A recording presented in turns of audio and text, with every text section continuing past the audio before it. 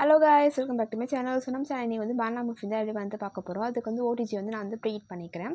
So 10 மினிட்ஸ்க்கு top and bottom rod and 180 degree செல்சியஸ்க்கு நான் ஹீட் பண்ணிக்கிறேன்.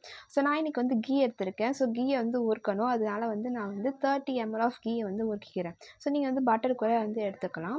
அதுக்கப்புறமா ஒரு மிக்சிங் பவுலில் 3 வாழைப்பழம் எடுத்திருக்கேன். ஸோ நான் ஸ்மாஷ் பண்ணியிருக்கேன். நீங்கள் மிக்சியில் கூட கிரைண்ட் பண்ணி எடுத்துக்கலாம். ஸோ அது கூட ஒரு முட்டை, அதுக்கப்புறமா முட்டை வாசனை தெரியக்கூடாது சொல்லி நான் வெனிலா எசன்ஸ் 1/2 டீஸ்பூன் எடுத்திருக்கேன். அதுக்கப்புறமா சக்கரை எடுத்திருக்கேன். ஸோ சக்கரை நான் பவுடர் பண்ணி தான் எடுத்திருக்கேன். அது 75 கிராம் எடுத்திருக்கேன்.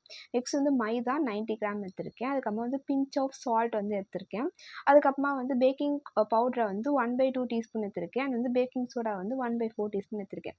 ஸோ எல்லாத்தையும் ஆட் பண்ணிட்டு லாஸ்ட்டாக கீ போட்டு நல்லா மிக்ஸ் பண்ணி எடுத்துக்கோங்க. ஸோ ஓடிஜி 25 to 30 மினிட்ஸ்க்கு top and bottom rod on பண்ணிவிட்டு 180 டிகிரி செல்சியஸில் பேக் பண்ணி எடுத்துடலாம். அவ்வளோதான் guys. Follow for more videos.